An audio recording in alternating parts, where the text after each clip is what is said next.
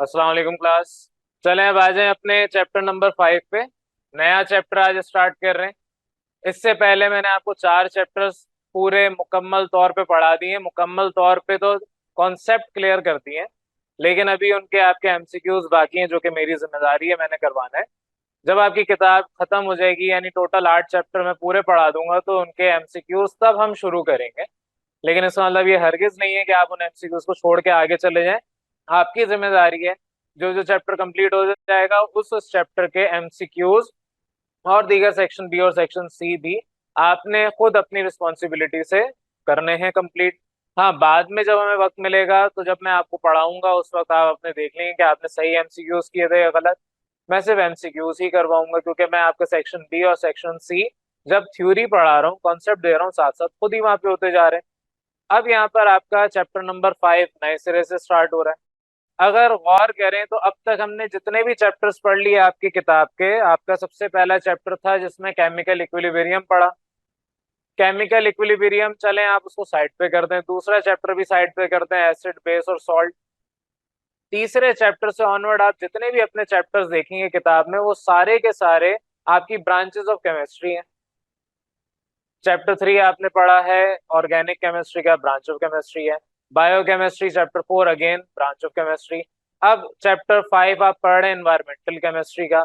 Chapter 5 chapter 6 दो हिस्सों में चैप्टर आपका तकसीम किया है। एक को पार्ट 1 कह दिया, एक को पार्ट 2 कह दिया। पार्ट 1 एनवायरमेंटल केमिस्ट्री का, जिसके अंदर हम एटमॉस्फेयर के बारे में बात कर रहे हैं।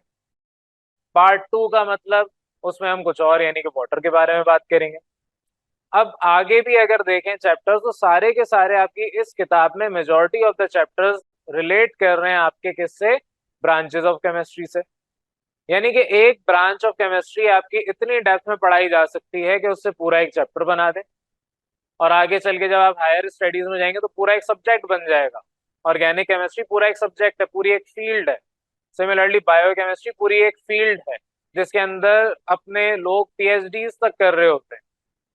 तो बहरहाल अभी हम इस चैप्टर का स्टार्ट कर रहे हैं। इस चैप्टर के स्टार्ट करने से पहले आपने जितना भी इससे पहले पढ़ लिया है टॉपिक, जो कुछ भी चैप्टर्स पढ़ लिए, वो सब अपनी जगह एक तरफ।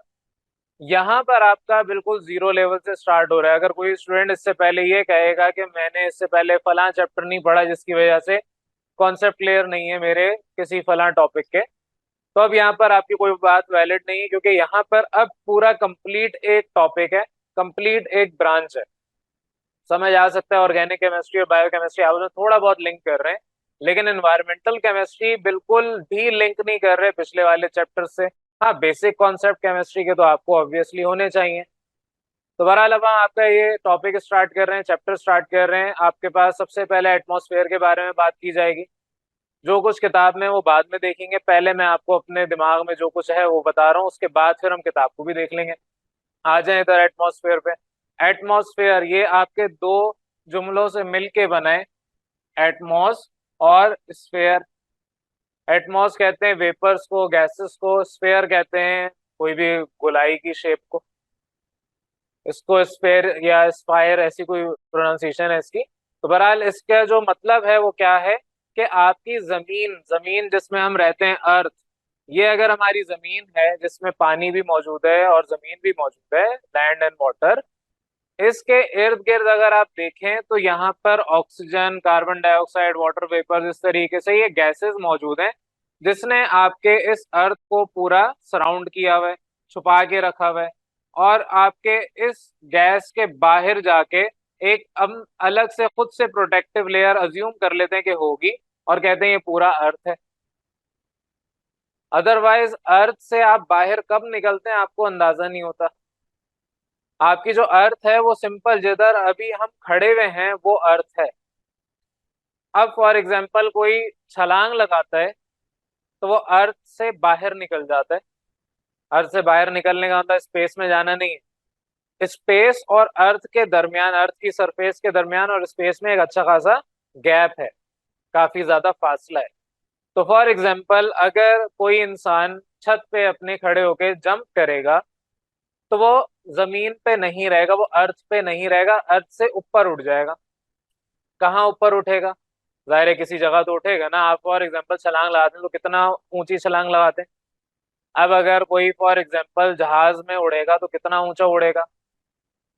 तो उसी तरीके से हमने कुछ रीजन्स डिफाइन कर दिए हैं एटमॉस्फेयर के, 5 हिस्सों में हमने तकसीम किया हुआ है। 5 हिस्सों में सबसे पहला आपके पास आता है, मैं नीचे से लिखूंगा, ट्रोपोस्फेयर। पहले ही पूरा लिख रहा हूँ। तो बहरहाल अब यहाँ पर आपके मैंने 500 लिख दिए हैं जो आपके एटमॉस्फेयर जिससे बनता है। अब ये है क्या? फॉर एग्जाम्पल अर्थ की इटसेल्फ बात करें, इस पूरे प्लेनेट की बात करें, तो इस पूरे प्लेनेट में 4 या 5 हिस्सों में हमने इसको तकसीम किया है, जिसमें से एक आता है बायोस्फीयर। बायोस्फीयर में हम सब रहते हैं। और एक और आता है एटमॉस्फेयर। एटमॉस्फेयर क्या है? जो जहां हम रह रहे हैं उसमें जमीन की सरफेस से ऊपर जो भी हिस्सा है, एक तो आपके पास अगले चैप्टर में वाटर के बारे में पढ़ना है, वो जमीन के अंदर का हिस्सा है। पानी आपके एटमॉस्फेयर में है, लेकिन वो इन वेपर्स फॉर्म है। लिक्विड फॉर्म में जो वाटर है वो जमीन के सरफेस पे और जमीन की गहराइयों में। हम बात कर रहे हैं जमीन की सरफेस से ऊपर क्या है। तो आपकी जमीन की सरफेस अगर मैं रफ सी डायग्राम एक बनाऊं, लेट सपोज ये आपके एक हाइट हम बना लेते हैं पर्टिकुलर। ये हिस्सा है जहां पर हम सब रहते हैं। हमारे यहाँ पर फॉर एग्जांपल मैं रफ सा एक घर बना देता हूँ। ये हमारे हाउस है जिसका दरवाजा है और ये खिड़की बनी हुई है। अच्छी सी डायग्राम बनाते हैं कोई। तो बड़ा हमने प्यारा सा एक घर बना लिया अपना। उसके ऊपर कोई एरोप्लेन उड़ते हुए भी जा रहा होगा, ठीक है, परिंदे भी उड़ते हुए जा रहे होंगे। पहले परिंदे बनाते हैं, पहले परिंदों की जगह परिंदे बना लिए हमने। उस परिंदों से ऊपर कुछ बादल भी होंगे, और बादलों से ऊपर आपके पास एक जहाज उड़ रहा होगा। बड़ा अच्छा प्यारा सा मैं जहाज भी बना रहा हूँ। इसके एक पर इस साइड पे, दूसरे पर इस साइड पे। मैं ड्राइंग थोड़ी पढ़ा रहा हूँ, मैं तो आपको कॉन्सेप्ट सिखा रहा हूँ।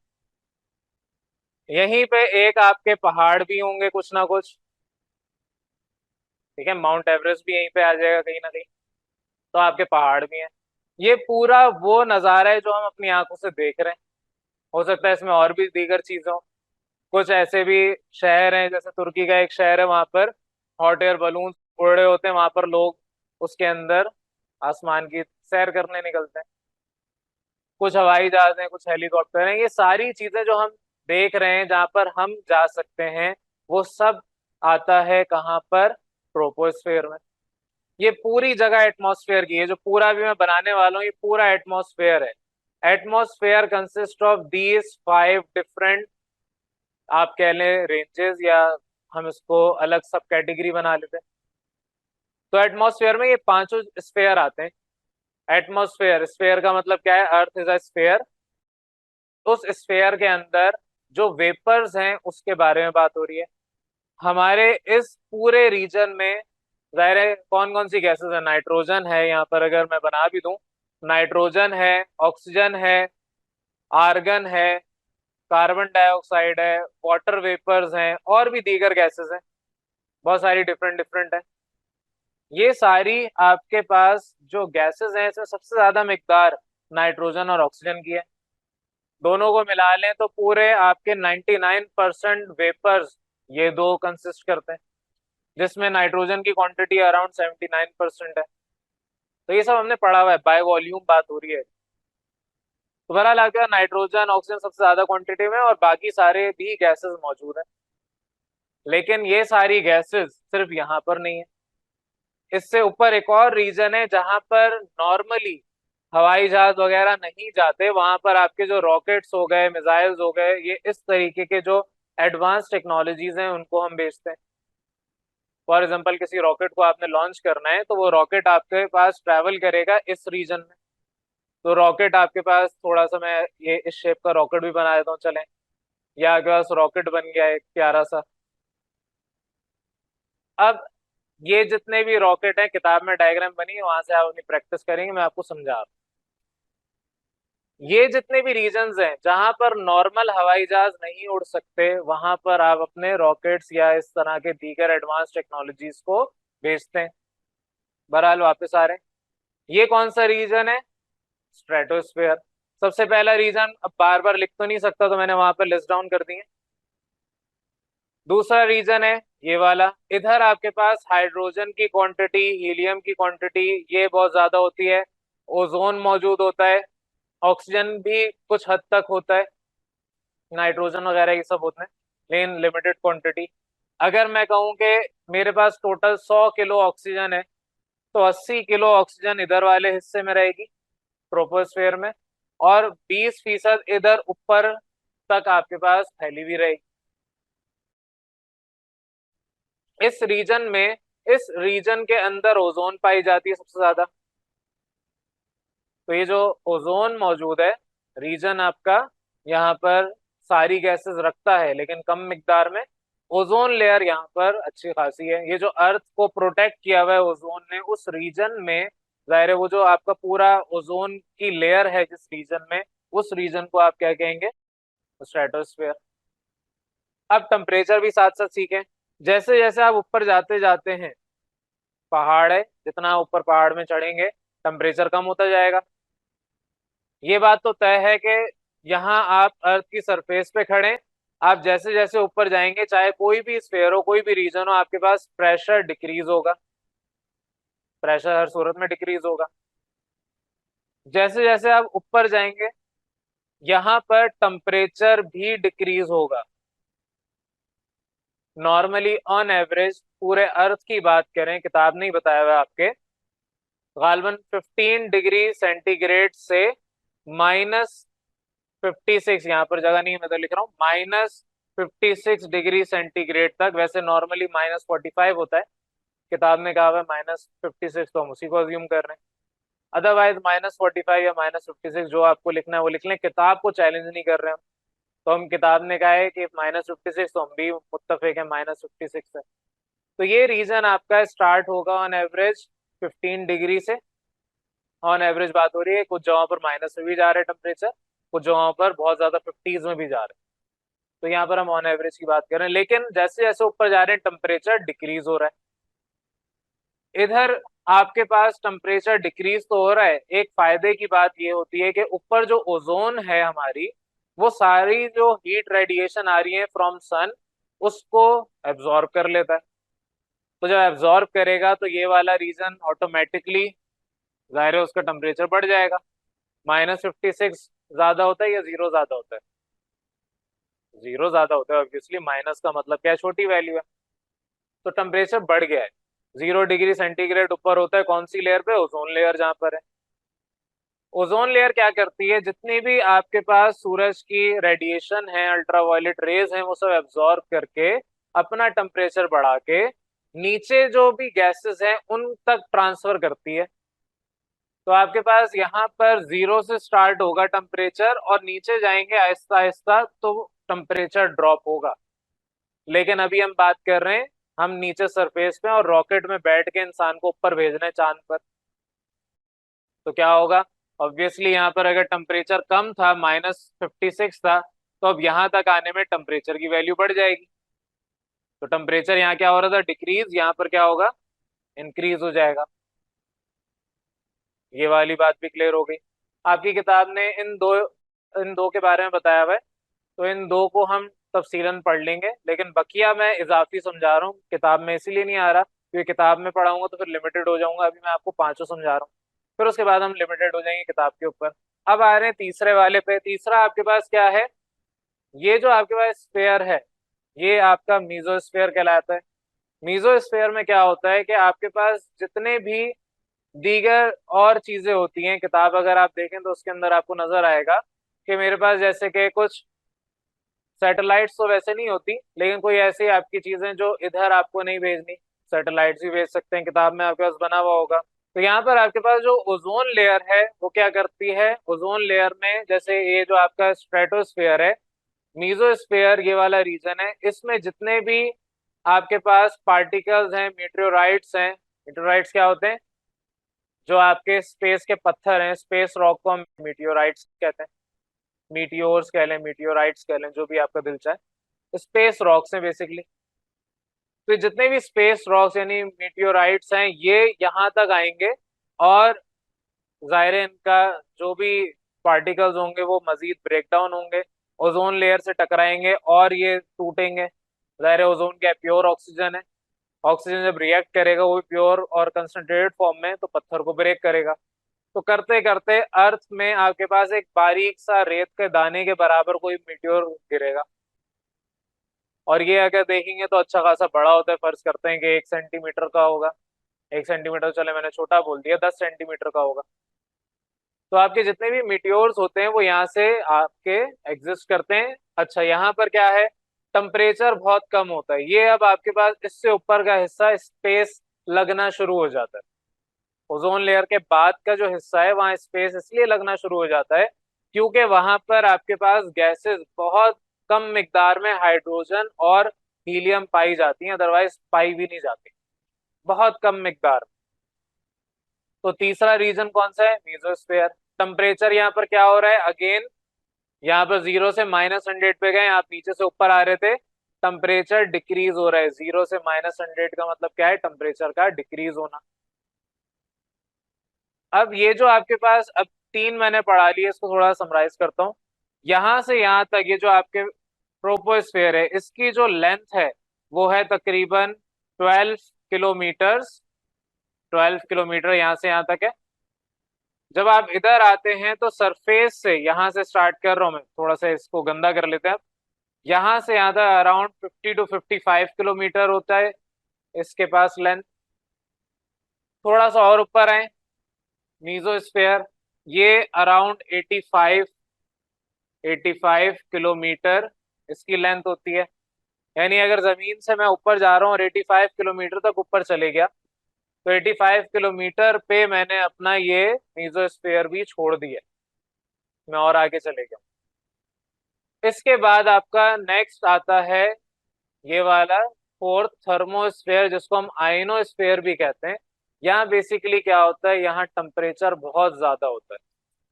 टेम्परेचर कितना ज्यादा होता है, अराउंड 500 डिग्री सेंटीग्रेड तक होता है। अगर मैं गलत नहीं कह रहा, क्योंकि मैं अपनी नॉलेज की बेस पे बात कर रहा हूँ, हो सकता है मैं कोई डाटा आपको गलत दे दूँ। तो कोशिश करूंगा जब एडिट करूँ तो मैं नेट से आपको सही डाटा लगा के दे दूँ, अदरवाइज सही पढ़ा रहा हूँ, कोई गलत नहीं पढ़ा रहा। अराउंड 500 डिग्री सेंटीग्रेड के दरमियान होता है। तो जितना भी आपके पास गैसेस हैं वो इस टेम्परेचर पे आयनाइज हो जाती हैं। फॉर एग्जांपल हाइड्रोजन अब आपके पास आयनिक फॉर्म में मिलेगा, आइदर प्लस और माइनस, जो भी उसको दिल चाहेगा बनने का, आयनाइज कर देगा गैसेस को। तभी इसको हम थर्मोस्फेयर के बजाय आइनोस्फेयर भी कहते हैं, आयन बना लेता है। अदरवाइज थर्मोस्फेयर इसलिए क्योंकि यहाँ पर टेम्परेचर ज्यादा होता है, हीट होती है, थर्म का मतलब क्या, हीट है। थर्मोस्फेयर इसलिए कहते हैं, यहाँ पर आपके ज्यादातर रॉकेट्स, सैटेलाइट या इस तरह की चीजें पाई जाती हैं। और इससे बाहर ये जो आपके पास, अच्छा इसको भी लिख लेते हैं, सरफेस से यहाँ तक का जो डिस्टेंस है वो गालबन आपके पास, अभी एग्जैक्टली मुझे फिगर याद नहीं आ रही, 200 किलोमीटर होता है या ऐसी कोई वैल्यू होती है, एग्जैक्टली याद नहीं आ रहा मुझे, 500 होता है, बल्कि 200 भी नहीं, 500 किलोमीटर होता है, याद आ गया है। लेकिन अगेन, याददाश्त की बुनियाद पे जो भी बात करूंगा उसमें गलती के चांसेस हैं। वापस आ रहे हैं, तो ये आपका काफी बाद आता है। 500 किलोमीटर के बाद जो भी रॉकेट्स हैं, सैटेलाइट है या और कोई दीगर चीज आपको रखनी है, तो आप इस रीजन में रखते हैं। इसके बाद आखिरी आता है हिस्सा जिसको आप कहते हैं एक्सोस्फेयर। एग्जिट हो गया स्फेयर, एक्सोस्फेयर अपनी तरफ से बता रहा हूँ, एग्जिट हो गया। यानी ये जो डिस्टेंस है ये इनफिनाइट है, ये आपको नहीं पता कितना है, इनफिनाइट वैल्यू है। आप कहें कि बस पड़ोसी मेरे जो मार्स हैं बस वहां तक एग्जिट हो रहा है, ठीक है, मान लेंगे आपकी बात, इनफिनाइट वैल्यू है। तो आपके यहाँ पर एक्सोस्फेयर का कोई लिमिट नहीं है, ये इनफिनाइट वैल्यू हम अज्यूम करते हैं। इसका टेम्परेचर आपके पास ज्यादा ही होता है, इसको हम इंक्लूड नहीं कर रहे टेम्परेचर के अंदर। ये अराउंड 2000 डिग्री सेंटीग्रेड तक, 2000 डिग्री सेंटीग्रेड तक आपका यहाँ पर टेम्परेचर एग्जिस्ट करता है। इसको हम अभी कंसीडर नहीं कर रहे। अगर गौर करें, यहाँ टेम्परेचर की वैल्यू क्या हो रही है, डिक्रीज हो रही है। इधर टेम्परेचर की वैल्यू इंक्रीज हो रही है, फिर डिक्रीज होगी, इधर फिर इंक्रीज हो रही है। गौर करें, -100 से 500 टेम्परेचर इंक्रीज हो रहा है। तो अल्टरनेटिवली टेम्परेचर इंक्रीज डिक्रीज होता रहता है। तो वापस आपके ये जो चार्ट बनाया है किताब में, ऑल दो बना हुआ है लेकिन इतनी डेप्थ में नहीं बना हुआ, इसको भी मैंने गंदा कर दिया। आपकी जिम्मेदारी है कि इस चार्ट को प्रॉपर बना के जो भी इंफॉर्मेशन अभी आप किताब से हासिल करेंगे या जो मैंने आपको बता दी जाती, थोड़ा सा नेट से भी पढ़ लें, कोई और किताब से भी पढ़ लें, जो भी इंफॉर्मेशन है समराइज करके एक चार्ट अपना बनाएं, अपने रजिस्टर पे पूरा चार्ट बना के रखें। और जब आप रिवाइज करेंगे तो आप कोई वर्डिंग रिवाइज नहीं करेंगे, आप इस चार्ट को देख के एक दफा बस बना लें, समझ लें, कॉन्सेप्ट क्लियर कर लें, ऑटोमेटिकली आप हर एक पॉइंट खुद से लिखना शुरू कर देंगे। तो यहाँ पर आपका ये जो अब बेचारा अर्थ हमारा छुप गया है, अगर मैं कहूँ कि यहाँ से यहाँ तक का डिस्टेंस 15 किलोमीटर है, 12 से 17 बल्कि 9 से 15 किलोमीटर के अराउंड होता है, ट्रोपोस्फेयर है। थोड़ा सा और बढ़ा लें, आप कहें कि 50 किलोमीटर है, तो इसका मतलब क्या है, स्ट्रेटोस्फेयर है। और थोड़ा सा बढ़ा लें, आप कहें कि ये 85 किलोमीटर है, तो मीजोस्फेयर। आप और जगह बढ़ा लें, आप कहें कि नहीं मैं इसको 500 किलोमीटर तक लेके जा रहा हूँ, तो ये आपका कौन सा हो गया, थर्मोस्फेयर। थर्मोस्फेयर बोले या आयनोस्फेयर बोले, क्योंकि किताब ने आयनोस्फेयर नहीं आपको बताया हुआ, तो आप ब्रैकेट में हमेशा लिखेंगे, लिखें लाजमी, लेकिन आप सिर्फ वो ना लिखें। और लास्ट आपका इन्फिनाइट वैल्यू से वो मेंशन भी नहीं कर रहा।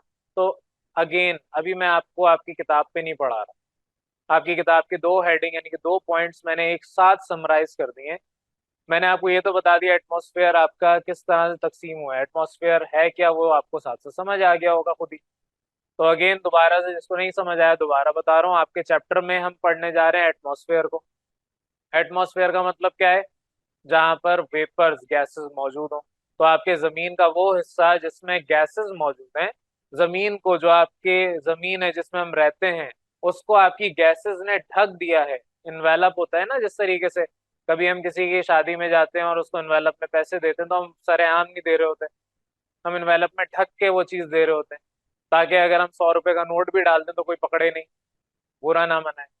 तो इसीलिए इन्वेलप जिस तरह हम देते हैं चीजों को करके, आपको भी यहाँ पर इन्वेलप किया हुआ है अर्थ को आपकी गैसेस ने। तो दिस इज सिंपली एटमॉस्फेयर। तो अब यहाँ पर मैंने जो आपको पढ़ाया है ये सिंपल अपने दिमाग से जो कुछ मुझे याद आ रहा था मैंने आपको पढ़ा दिया। यहाँ तक कोई कंफ्यूजन है तो पहले बताएं, अदरवाइज तो मैं आपकी किताब पे आ रहा हूँ। चलें अब अपनी किताब की तरफ आ जाए। किताब में वही सारी बातें लिखी हुई हैं जो मैंने आपको अभी इलेबोरेट किए हैं, मैंने कुछ ज्यादा पढ़ा दिया होगा, किताब में कुछ चीजें हैं जो कि आपको थोड़ा सा लिमिट करके बताई हैं, जो नहीं पढ़ा सका या नहीं दिमाग में आया उस वक्त वो मैं अभी आपकी क्लियर कर दूंगा। सबसे पहले तो एनवायरमेंटल केमिस्ट्री के बारे में आपको बताया हुआ है। तो एनवायरमेंटल केमिस्ट्री 9th क्लास में डेफिनेशन आप पढ़ चुके हैं, ऑलमोस्ट वही डेफिनेशन यहाँ पर है। एनवायरमेंट की स्टडी को एनवायरमेंटल केमिस्ट्री कहते हैं, ये आपने 9 में पढ़ा था। अब थोड़ा सा चेंज आपको यहाँ पर किताब ने बताया हुआ है कि scientific study of chemical and biological events. Chemical और बायोलॉजिकल, बायोलॉजी का मतलब आपके लाइफ जिसमें रिलेट हो, केमिकल का मतलब जिसमें आपके केमिकल रिएक्शन या इस तरह की केमिस्ट्री इन्वॉल्व हो। तो केमिकल एंड बायोलॉजिकल इवेंट्स जो आपके नेचर के अंदर एग्जिस्ट करते हैं, अकर होते हैं, तो उस सब की स्टडी को हम कहते हैं एनवायरमेंटल केमिस्ट्री। यही सारी बातें आपकी किताब में बताई हुई हैं। तो अगर इसको समराइज करें तो वही जो 9 में सीखा था, एनवायरमेंट की स्टडी को एनवायरमेंटल केमिस्ट्री कहते हैं, तो बिल्कुल दुरुस्त सीखा था। एनवायरमेंट में ज़ाहिर लिविंग थिंग्स मौजूद हैं, नॉन लिविंग थिंग्स मौजूद हैं, इनका आपस में रिएक्शन, इनका आपस में अकर होना, ये सब क्या है, ज़ाहिर इसी स्टडी में आता है। आप as a living thing non living thing को अपनी बॉडी में कंज्यूम कर रहे हैं। फॉर एग्जाम्पल, अगर आप सांस ले रहे हैं तो सांस लेने में जो आपकी एयर है ये नॉन लिविंग थिंग है, तो आप इसको कंज्यूम कर रहे हैं, क्यों, क्योंकि आपको जिंदा रहना है। आप इनहेल करते हैं ऑक्सीजन और एक्सहेल करते हैं कार्बन डाइऑक्साइड। यही कार्बन डाइऑक्साइड आपको चाहिए बाहर एटमॉस्फेयर में, ताकि जो प्लांट्स हैं वो जिंदा रह सकें। तो लेट सपोज अगर ये आपका अर्थ है, इसमें आप जाहिर है इतने सारे लोग मौजूद हैं और ऑक्सीजन भी हर जगह मौजूद है। तो ऑक्सीजन जब हर जगह मौजूद है तो आपके पास यहाँ अर्थ में जाहिर प्लांट्स भी हैं। प्लांट्स क्या कर रहे हैं, इस ऑक्सीजन को बाहर निकाल रहे हैं। और इंसान क्या कर रहे हैं, वो ऑक्सीजन इनहेल करके कार्बन डाइऑक्साइड को बाहर निकाल रहे हैं। तो कार्बन डाइऑक्साइड और ऑक्सीजन दोनों साथ साथ मौजूद हैं। नाइट्रोजन बीइंग एन इनर्ट, वो आपके इनर्ट के तौर पे बाहर एज इट इज आ जाती है, तो नाइट्रोजन भी मौजूद है। अब ये जितनी भी आपके पास गैसेस हैं, क्योंकि इनका मॉलिक्यूलर वेट ज्यादा होता है, तो इस वजह से ये नीचे रहती है सरफेस पे। हाइड्रोजन या हीलियम, क्योंकि मॉलिक्यूलर वेट इनका कम है, ये आपके ऊपर इवन स्ट्रेटोस्फेयर में भी चली जाती है। तो ये आपके गैसेस सारी ज़ाहिर सरफेस के ऊपर रिजाइड करती हैं, और एटमॉस्फेयर, आप वेपर्स यानी गैसेस के बारे में पढ़ रहे हैं, तो ज़ाहिर एटमॉस्फेयर में गैसेस नहीं होंगी तो और क्या होगा। बहरहाल वापस आ रहे हैं, आपके यहाँ पर अगेन एक्सप्लेनेशन यही दी हुई है कि जितने भी आपके पास स्टडी है केमिकल स्पीशीज की, केमिकल स्पीशीज का मतलब क्या है, ये जो भी हमने डिस्कस किया है, ऑक्सीजन नाइट्रोजन वगैरह सब केमिकल स्पीशीज हैं। सिमिलरली ओरिजिन इनका कहाँ से होगा, इंट्रैक्शन, मूवमेंट, इम्पैक्ट, ये सब चीजें जो आपके इसमें मौजूद हैं वो सब के सब यहाँ पर आपकी किताब ने डेस्टिनीज लिख दिया, इसको सही कर लें, डेंसिटीज है ये। डेंसिटीज के बारे में बात हो रही है। डेंसिटीज आपकी किस में, गैसेस की, एयर में, सॉइल यानी जमीन के अंदर, सॉइल आपके जिसमें ज़ाहिर पौधे वगैरह उगाते हैं वो सारे, मिट्टी को आप कहते हैं, पानी हो गया, ये सारे एनवायरनमेंट का हिस्सा है। और अगर इन सबको हम गंदा कर दें, दैट इज कॉल्ड पॉल्यूशन, आगे का टॉपिक है, आगे पढ़ेंगे। तो पॉल्यूट कर दें अगर, तो जाहिर है हमें ही इसका नुकसान उठाना पड़ेगा। अगर यहाँ पर ऑक्सीजन कम हो जाए तो जाहिर है हमारे सांस लेने में परेशानी होगी। तो ये सारे इम्पैक्ट आपके ह्यूमन बीइंग्स या जितने भी बायोलॉजिकल यानी लिविंग थिंग्स हैं उन सबके लिए इंपॉर्टेंट है। तो बहरहाल ये इंट्रोडक्शन खुद ही पढ़ लें, सो कोई ऐसी बात नहीं लिखी जो मुझे एलैबोरेट करने की जरूरत है, सब बेसिक बेसिक लिखा हुआ है। एटमॉस्फेयर के टॉपिक पे बात कर रहे हैं, सबसे पहला ही आपका टॉपिक एटमॉस्फेयर का, एटमॉस्फेयर उसकी कंपोजिशन क्या है। तो एटमॉस्फेयर में बता चुका हूँ, आपके पास अर्थ के ऊपर जितनी भी लेयर है गैसेस की, उसे हम कहते हैं एटमॉस्फेयर। अब ये जो वेपर जिस जिस जगह पर जितने पार्ट में आपने तकसीम कर दिया, जितने इसके डिवीजन कर दिए, रीजन्स बना दिए, उस रीजन में कौन कौन सी गैसेस मौजूद हैं वो आपको मैंने अभी बता दिया तफसीलन। तो अर्थ आपके पास ज़ाहिर लेयर ऑफ गैसेस से सराउंडेड है, उसको आप एटमॉस्फेयर कहते हैं। और ये जो आपके पास एटमॉस्फेयर है, इसने आपके डिफरेंट गैसेस की मदद से अर्थ को इन्वेलप में बंद कर दिया, इन्वेलप कर दिया। इन्वेलप का मतलब क्या है, ढक देना। जिस तरह आपको मैंने एग्जांपल दिया, आप लिफाफे में पैसे डाल के दे रहे हैं, उसको ढक के दे रहे हैं, ताकि अगर कम भी दें तो सामने वाले को पता ना चले, अपनी इज्जत रह जाए, या ज्यादा दें तो सामने वाले को पता ना चले, अपनी इज्जत रह जाए। या किसी को पैसे नहीं भी देने, मतलब वैसे ही पकड़ा रहे हैं, अंदर पैसे आप खाली छोड़ दें, तब भी आपकी कोई इज्जत हो जाएगी। सिमिलरली आपके दूसरी एग्जाम्पल किताब में दे रखी है ब्लैंकेट। सर्दियों में या नॉर्मली लोग चादर ओढ़ के सोते हैं, कंबल ओढ़ के सोते हैं, तो आप ब्लैंकेट अपने ऊपर क्यों ओढ़ते हैं, ताकि आपको जाहिर है अपने जिस्म को ढकना है बाहर की ठंडी हवा से। सर्दियों में जब आप कंबल ओढ़ते हैं तो इसका मतलब क्या है, एटमॉस्फेयर में जो आपके हवा है मौजूद, उसका टेम्परेचर कम है, जिसकी वजह से आपकी बॉडी को ठंड लग रही है, तो आप कंबल ओढ़ते हैं ताकि आपकी बॉडी के अंदर से जो रेडिएशन है वो कंबल के अंदर रहे, आपकी बॉडी जो हीट जनरेट कर रही है वो इंसुलेट हो जाए, कंबल एज ए इंसुलेटर है। और आपके कंबल के अंदर जो रीजन होगा यानी आप इटसेल्फ, वो गर्म रहेंगे, कंबल के बाहर का रीजन जो होगा वो ठंडा होगा। तो उसी तरीके से ये जो जितनी भी गैसेस हैं, इन्होंने कंबल के तरह बिहेव किया है अर्थ के लिए।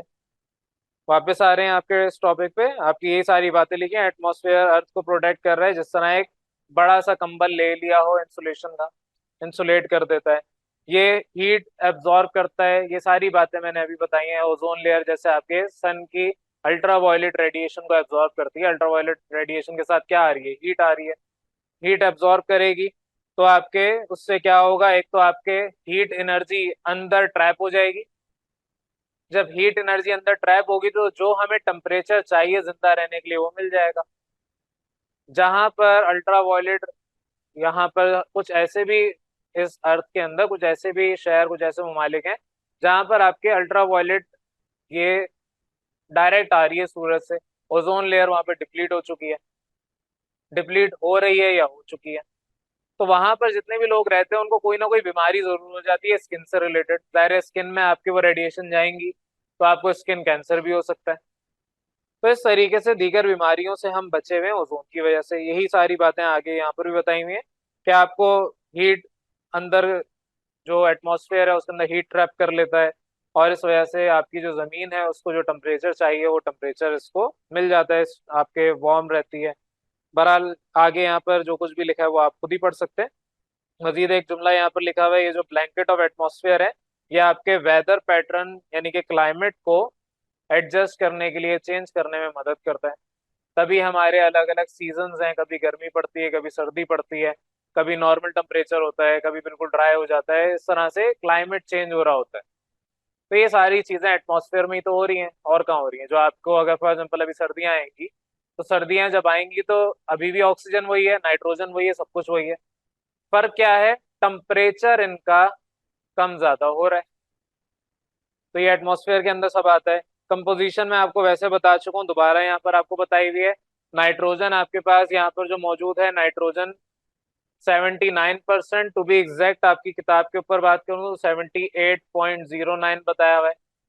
ऑक्सीजन की बात करें तो 21%, तो इस तरह पूरा 100% हो जाता है इन दो से, लेकिन टू बी एग्जैक्ट 20.35% बताया हुआ है। आर्गन आपके पास मौजूद है, आर्गन इनर्ट गैस होती है, 0.93 होगा गालबन। तो आपके पास यहाँ पर 0.93%, और कार्बन डाइऑक्साइड 0.03। ये आपकी किताब ने खुद बताया हुआ है ये सारी परसेंटेजेस। हो सकता है मैं कोई एक आध परसेंटेज कम ज्यादा लिख रहा हूँ, वो आप खुद सही कर लें। तो बहरहाल आपके यहाँ पर जो परसेंटेजेस हैं ये आपने खुद सही करनी है। यहाँ पर जो मुझे लग रहा था वो ये 3 की जगह 9 है। लेकिन सिर्फ यही गैसेस नहीं है, और भी दीगर गैसेस हैं। सिर्फ ये 4 गैसेस पे एटमॉस्फेयर नहीं बनता, और भी हैं आपके इनर्ट गैसेस, बहुत सारी आपने पढ़ी हैं। दीगर और गैसेस भी आपने सीखी हैं। इधर मैंने हाइड्रोजन का, हीलियम का किसी का जिक्र ही नहीं किया। तो इसका मतलब ये थोड़ी कि ये गैसेस एग्जिस्ट नहीं करती। गैसेस हैं, लेकिन मेजॉरिटी आपकी ये गैसेस है। यूं कह सकते हैं कि आपके पास 98 या 99% ये गैसेस मौजूद हैं, और बकिया जो 1 या 1 पॉइंट समथिंग % गैसेस हैं वो दीगर सारी हैं। वापस आ जाए अपनी किताब की तरफ। तो बहरहाल आपके यहाँ पर कंपोजिशन के बारे में ये बताया हुआ है कि ये 4 गैसेस हैं जिनके कंपोजिशन है, वाटर वेपर भी है, हाइड्रोजन, हीलियम और दीगर गैसेस ये भी मौजूद हैं। मजीद आपको यहाँ पर कहा हुआ है कि जो दूसरी गैसेस, नियॉन, हीलियम, हाइड्रोजन, ये सारे एटमॉस्फेयर का पार्ट हैं, और ये कम क्वांटिटी में, मैं जुमला आपको सिर्फ पढ़ के बता रहा हूँ। तीसरा पॉइंट आपको बताया हुआ है कि कुछ सॉलिड पार्टिकल्स भी एटमॉस्फेयर में मौजूद हैं। अगर आपको याद हो, पता नहीं, आपको मैंने शायद 9 क्लास में पढ़ाया होगा, तो उस वक्त हमने सीखा था कि कुछ आपके बहुत माइन्यूट सॉलिड पार्टिकल्स जब वो गैस में मिक्स हो जाते हैं तो सॉलिड और गैस का मिक्सचर बनेगा। तो उसकी कुछ एग्जांपल हमने पढ़ी थी, जैसे फॉग हो गया, मिस्ट हो गया। तो इस तरीके से ये जो आपके पास कंसीडर किए जाएंगे सॉलिड पार्टिकल, इन्हें भी हम एटमॉस्फेयर में ही करेंगे, क्योंकि जो मिट्टी आपकी उड़ रही है कहाँ उड़ रही है? एटमॉस्फेयर में ही उड़ रही है।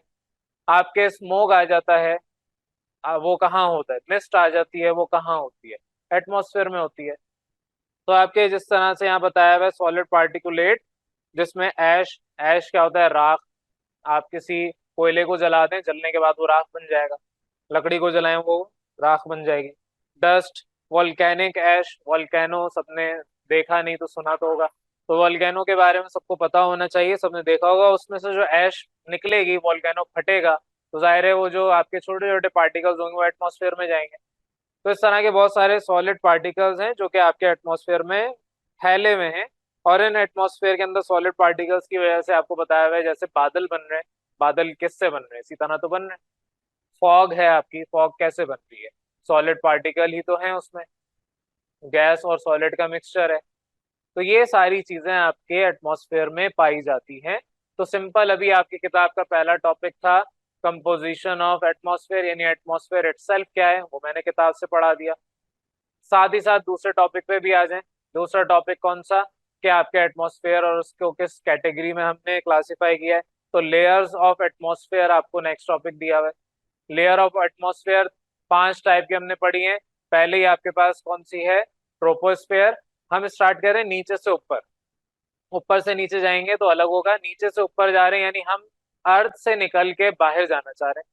तो मैं अर्थ से निकल रहा हूँ, मैं रॉकेट में बैठा हूँ और मुझे चांद पे जाना है, जहाज पे बैठ गया हूँ मैं।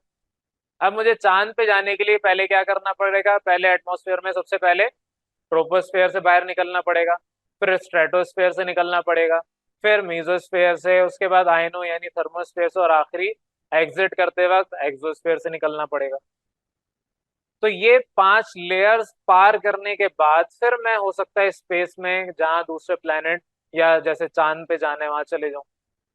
तो इनको 1 बाय 1 डिस्कस आपको करवा दिया है पीछे। यही सारी बातें लिखी हैं। 5 आपकी लेयर्स हैं, मेजर लेयर्स, जिसके अंदर आपने क्लासिफाई किया है डिपेंडिंग अपॉन द टेम्परेचर और डेंसिटी।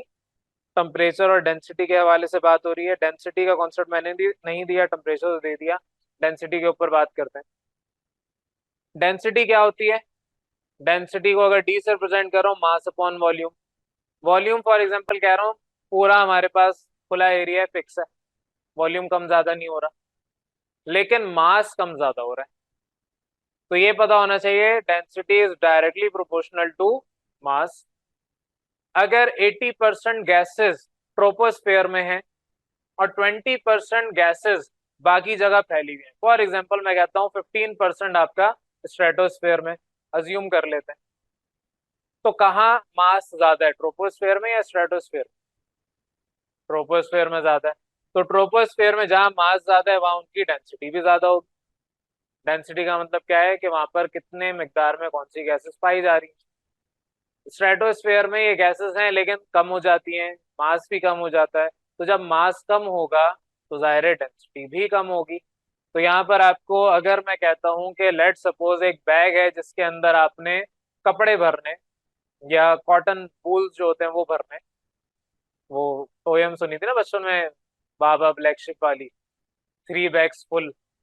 तो 3 बैग्स फुल में अगर 3 बैग फुल करने, एक बैग फुल हो गया, ठीक है, एक बैग फुल हो गया, उसके अंदर आपने ठोस ठोस के जो भी वूल था, कॉटन था, उसको भर दिया।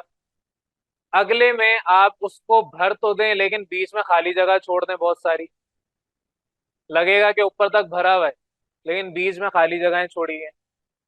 तो इसका मतलब डेंसिटी किसकी ज्यादा है, कौन वजनी होगा, भारी कौन होगा? जो वन फॉर माई मास्टर था, ठीक है।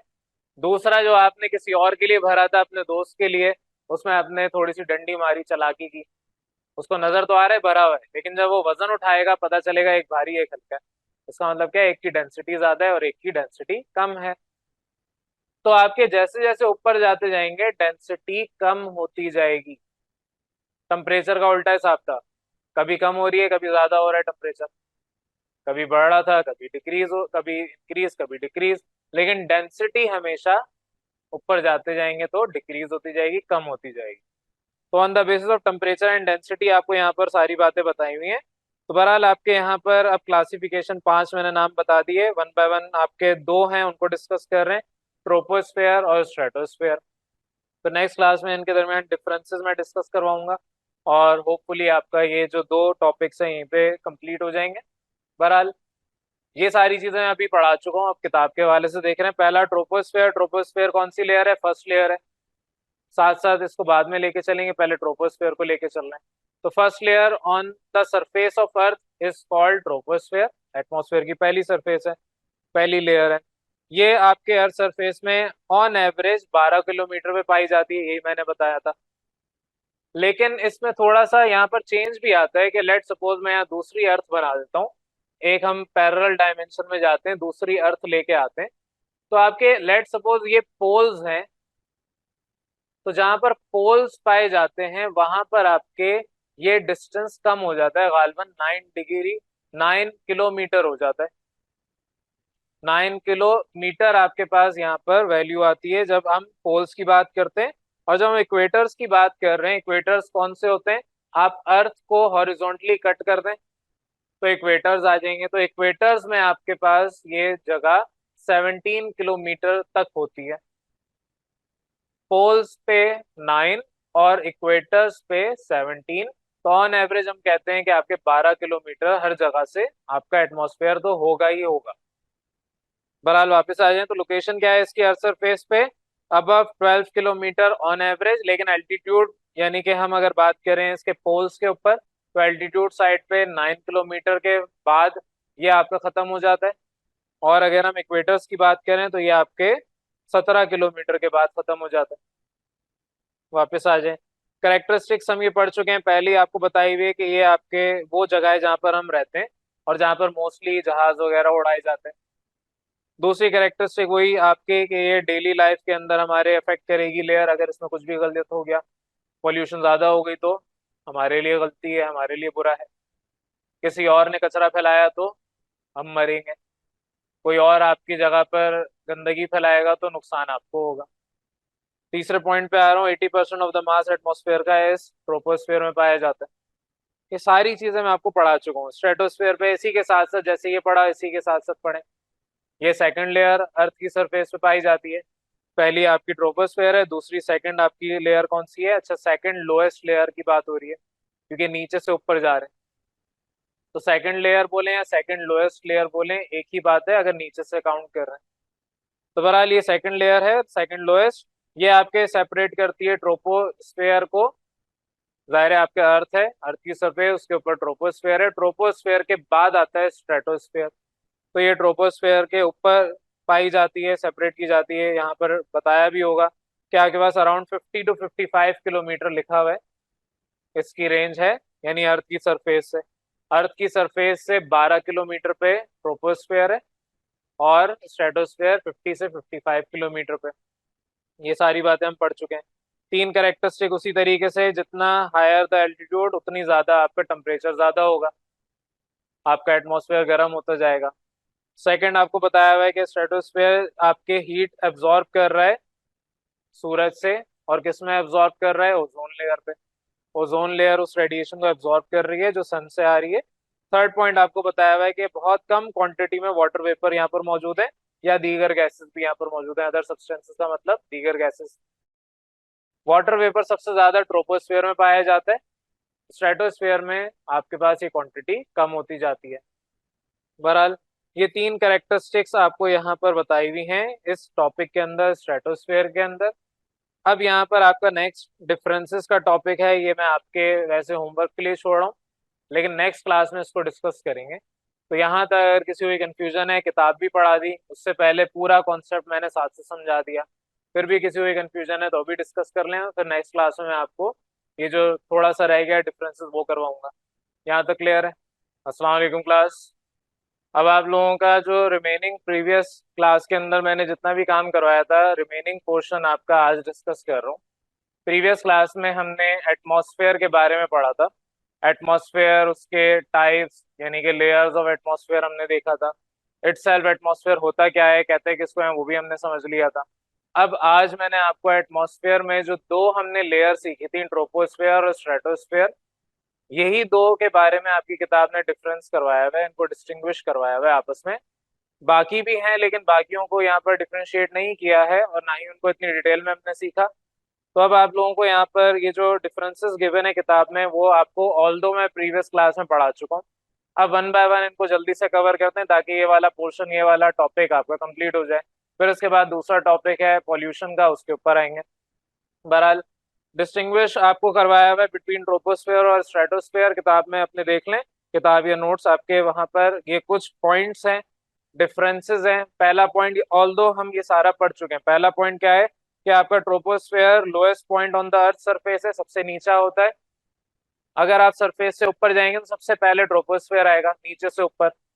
क्योंकि हमारा जो एटमॉस्फेयर है वो टॉप से अगर स्टार्ट करें, टॉप टू बॉटम जाए, तो आपके पास सबसे बॉटम लेयर होती है ट्रोपोस्फेयर की, और सेकंड लास्ट होती है स्ट्रेटोस्फेयर। यही बताया हुआ है आपको कि आपके पास अपर मोस्ट लेयर है आपके एटमॉस्फेयर की आफ्टर ट्रोपोस्फेयर।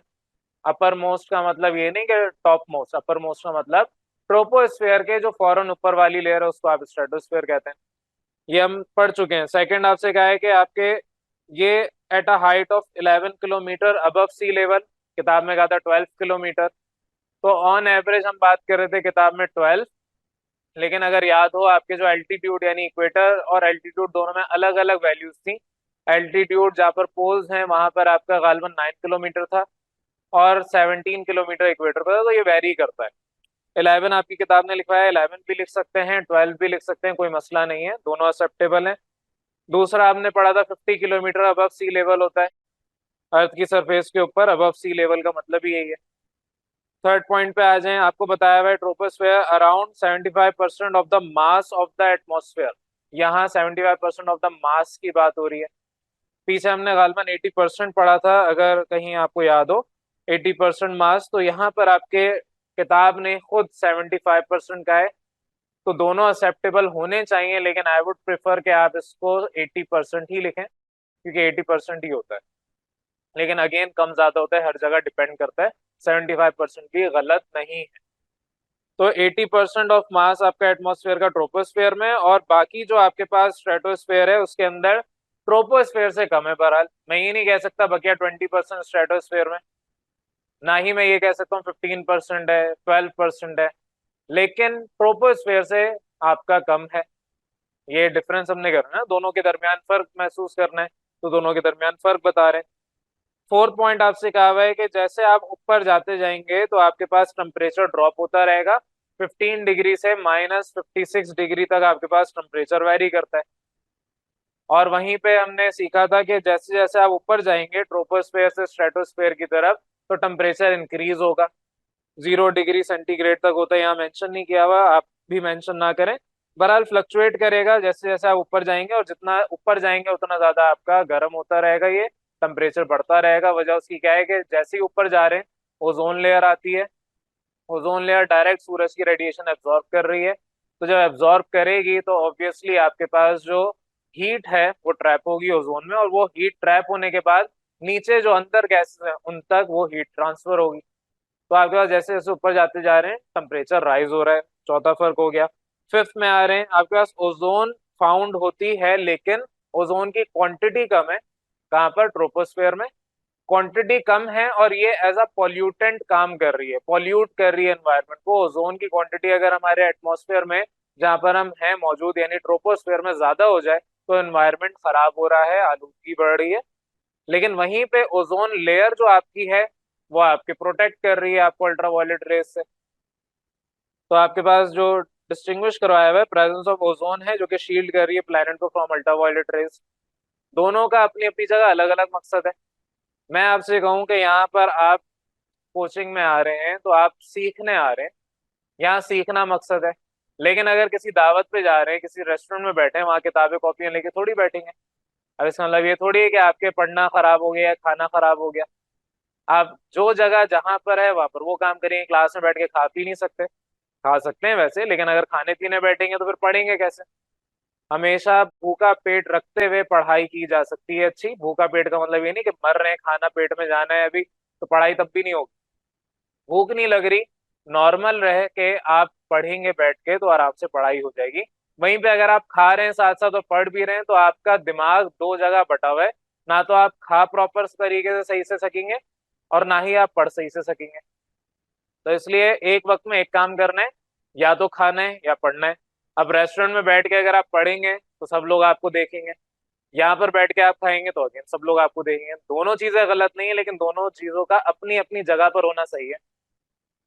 वापस आ जाएं, सिक्स पॉइंट पे आपसे कहा हुआ है कि आपके जो अलॉट ऑफ मूवमेंट आपकी एयर में होती है इस पूरे ट्रोपोस्फेयर में, जो वेदर सिस्टम पूरा बना हुआ है आपके एक्टिव वेदर सिस्टम बताया हुआ है, तो वो एक पूरा रीजन है। ट्रोपोस्फेयर में वेदर चेंज हो रहा है, वेदर सिस्टम बना हुआ है, सीजन्स हैं चार different, summer winter autumn spring, ये हमने पढ़ा हुआ है बचपन से। ये एक सिस्टम बना हुआ है। लेकिन वहीं पे जब हम स्ट्रेटोस्फेयर पे जाएंगे तो वहां पर एयर की मूवमेंट ना होने की वजह से उस एरिया में कोई ऐसा सिस्टम ही नहीं है। नेक्स्ट पॉइंट पे आ जाए, आपसे कहा हुआ है यहाँ पर जितने भी हवाई जहाज वगैरह वो यहाँ इस लेयर पे उड़ते हैं। मैंने कल बड़े प्यारे प्यारे हवाई जहाज बनाए थे तो आपको ये समझाया था कि वहां पर आपके पास ये मूवमेंट हो सकती है क्योंकि यहाँ पर वेदर सिस्टम है, एयर मूवमेंट है। अब परिंदे उड़ इसलिए रहे हैं क्योंकि हवा चल रही है। कभी आप अगर परिंदों को गौर से देखें तो हर वक्त वो अपने विंग्स को फड़फड़ा नहीं रहे होते, वो एक जगह स्टेबल हो जाते हैं जहाँ हवा होती है, वहां पर वो अगर ना भी अपने फ्लिप करें अपने विंग्स को तो आराम से वो उड़ते रहेंगे। लेकिन वहीं पे जैसे जैसे ऊपर चले जाएं, आप स्ट्रेटोस्फेयर में जाएं, तो वहां पर कोई परिंदा नजर नहीं आएगा क्योंकि वहां पर कोई एयर मूवमेंट ही नहीं है। तो ये आपके पास पॉइंट हो गया। ज्यादातर एरोप्लेन्स वगैरह उधर मूव नहीं होते, परमिटेड नहीं होता क्योंकि उस जगह पर क्रैश होने के, एक्सीडेंट होने के चांसेस ज्यादा हैं। तो हवाई जहाज स्ट्रेटोस्फेयर में उड़ाना मना है। नेक्स्ट पॉइंट पे आ जाएं, आपके पास यहाँ पर बताया हुआ है कि जो आपके एटमॉस्फेयर में ट्रोपोस्फेयर है, नाइट्रोजन, ऑक्सीजन, कार्बन डाइऑक्साइड, दीगर वाटर वेपर्स, आर्गन वगैरह, ये सारी जो हमने कल गैसेस पढ़ी थी, ये सारी की सारी गैस आपके इस जगह पर इस ट्रोपोस्फेयर में मौजूद है। ये एसेंशियल गैसेस हैं, यानी कि आपके ऑक्सीजन नहीं होगा तो हम जिंदा नहीं रहेंगे। स्ट्रेटोस्फेयर में जब जाएंगे तो इनकी क्वांटिटी कम हो जाएगी, होंगे ये भी मौजूद लेकिन क्वांटिटी कम हो जाएगी। वाटर वेपर या दीगर गैसेस इनकी क्वांटिटी कम है। तो ये सिंपल आपके पास कुछ डिफरेंसेस थे, ऑल्दो ये पूरा टॉपिक हम पढ़ चुके थे प्रीवियस क्लास में। लेकिन ये क्योंकि पढ़ाना था आपको, समझाना था, तो एक एक पॉइंट मैंने आपको बता दिया है। इधर जो डिफरेंसेस हैं अब आपकी जिम्मेदारी है इनको याद करना है। मैंने तो आपको सिखा दिया, आगे टेस्ट योर सेल्फ खुद आपका काम है। सारी चीजें जो मैंने आपको पढ़ाई हैं वही चीजें यहाँ पर लिखी हैं, आप इसको खुद भी कर सकते हैं। टेस्ट योर सेल्फ का मतलब आपका खुद का काम है। तो यहाँ पर आपका अब जो टॉपिक एटमॉस्फेयर मैंने स्टार्ट किया था वो कंप्लीट हो जाता है। इसके बाद फिर मैं नेक्स्ट टॉपिक पे आपको पढ़ाऊंगा, दैट इज पॉल्यूशन या पॉल्यूटेंट्स क्या होते हैं। इस टॉपिक में किसी भी कंफ्यूजन तो डिस्कस कर लें।